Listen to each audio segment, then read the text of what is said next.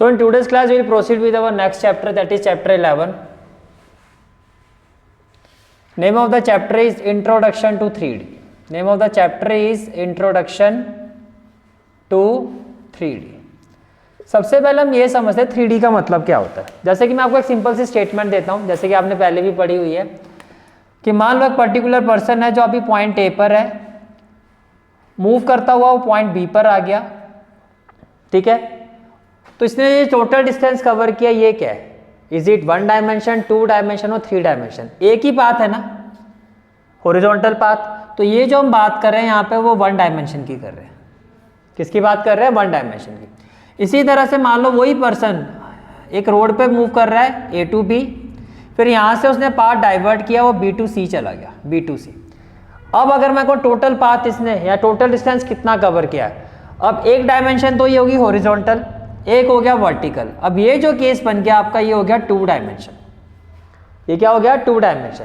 तो जो आप ये कार्टेशियन प्लेन में हम पढ़ते हैं, ये आपका होता है 2 dimension, horizontal line, vertical line. ये होता है आपका एक्स एक्सिस और ये होता है वाई एक्सिस। तो अगर नॉर्मल वे में समझो तो ये कुछ इस तरह से हो गया, ये एक्स हो गया मान लो, तो ये क्या हो गया आपका वाई। इसके साथ जब 3rd डायमेंशन यानी कि जेड एक्सिस आ जाता है, क्या आ जाता है? जेड। ये हो गया एक्स, ये हो गया वाई, ये जेड, तो ये बन जाता है आपका 3D। ये क्या बन जाता है? आपका 3D। दूसरी बात आप ये समझो कि जो कार्टेशियन प्लेन होता है, जब आप 9th क्लास से पढ़ रहे हो तो इसमें आपने ये पढ़ा था कि ये जो पूरे प्लेन को कितने हिस्सों में डिवाइड कर देता है? 4। और इनको क्या कहते हैं हम? Quadrant. First quadrant, second quadrant, third quadrant, fourth quadrant. तो 2 डायमेंशन प्लेन में कितने पार्ट्स बन जाते हैं? प्लेन कितने हिस्सों में डिवाइड हो जाता है? 4। तो 3 डायमेंशनल प्लेन में क्या होता है? 3 डायमेंशनल प्लेन में जो हमारा प्लेन होता है, जिसको हम स्पेस भी कहते हैं, वो 8 पार्ट्स में डिवाइड हो जाता है। अब 4 को आपने कहा क्वाड्रेंट और 8 को हम क्या कहते हैं? ऑक्टेंट। क्या कहते हैं? ऑक्टेंट। तो कुछ बेसिक चीजें समझ में आ गई। 1 डायमेंशन, 2 डायमेंशन और ये 3 डायमेंशन। 2 डायमेंशन में क्या होता है? क्वाड्रेंट। तो 3 डायमेंशन में क्या होता है? ऑक्टेंट, यानी कि 8 इक्वल पार्ट्स। कितने पार्ट्स होता है? 8 इक्वल। अब इसके आपको पता है क्वाड्रेंट के, आपको पता है कोऑर्डिनेट हम फाइंड करते हैं, कैसे करते थे? जैसे कि हम यहाँ पर क्या होता था? एक्स और वाई, तो एक्स और वाई दोनों ही क्या होते थे? पॉजिटिव। फिर इसमें क्या होता था? एक्स और वाई, एक्स क्या होता था? नेगेटिव और वाई क्या होता था? पॉजिटिव। थर्ड क्वाड्रेंट में क्या होता था? थर्ड क्वाड्रेंट में क्या होता था? एक्स आपका नेगेटिव और वाई भी नेगेटिव। फोर्थ में क्या होता था? एक्स आपका, एक्स क्या है? पॉजिटिव और वाई क्या है आपका? नेगेटिव। ये होते थे साइन। इसी तरह से अब अगर मैं ऑक्टेंट की बात करता हूं, अगर हम ऑक्टेंट की बात करते हैं तो ऑक्टेंट में देखो क्या होता है। जैसे कि हो गया फर्स्ट, सेकंड, थर्ड, फोर्थ, 5,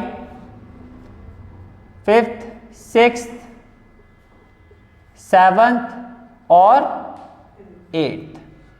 अब एक सिंपल सी ट्रिक बताऊंगा कि कैसे आपको एक्स वाई जेड, अब 3 डायमेंशन की बात हो रही है, अब एक्स और वाई की बात नहीं होगी, अब एक्स वाई और जेड की बात होगी।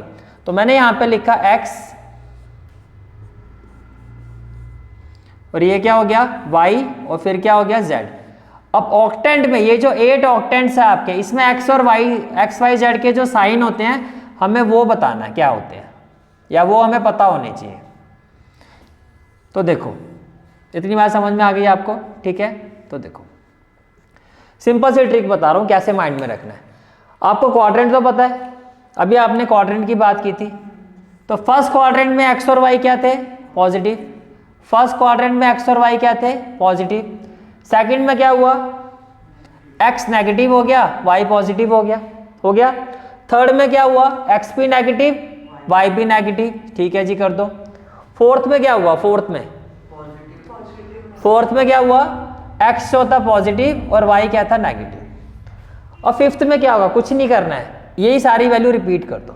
जो फर्स्ट में होगा वही फिफ्थ में होगा, जो फर्स्ट में होगा वही फिफ्थ में होगा। क्या होगा? ये प्लस प्लस है तो plus plus, minus plus, minus minus और प्लस माइनस। अब sir what about Z axis? बहुत सिंपल सी बात है, फर्स्ट 4 क्वाड्रेंट में जेड पॉजिटिव होता है और रिमेनिंग 4 क्वाड्रेंट में नेगेटिव होता है। तो फर्स्ट 4 क्वाड्रेंट में क्या होता है? पॉजिटिव। और बाकी के जो 4 क्वाड्रेंट होता है, रिमेनिंग 4 क्वाड्रेंट, इसमें क्या होता है, नेगेटिव। बस 12.1 में क्वेश्चन आएगा 2 - 3 4, आपको पूछा जाएगा ये कौन से ऑक्टेंट में है। तो आपने ये देखा कि भैया पहले तो आप ये देखो कैसे जज करोगे, सिंपल सी बात है, x पॉजिटिव y नेगेटिव। पहले तो मैं ये देख रहा हूं x पॉजिटिव y नेगेटिव।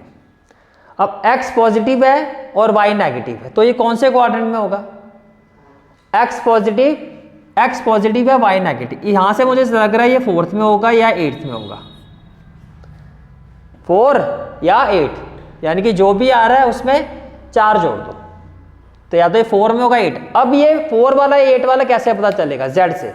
अगर z पॉजिटिव हुआ तो ये 4th में है, और z नेगेटिव हुआ तो ये 8th में है। समझ में आ गया। जैसे कि एक और देखो, ये हो गया -1 3 और -4।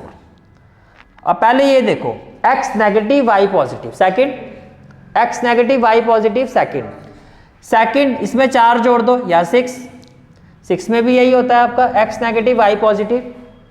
अब ये 6 है या 2 है ये डिसाइड करेगा ये, अगर ये पॉजिटिव है तो 2 होगा, नेगेटिव है तो 6, तो ये क्या होगा, 6 होगा।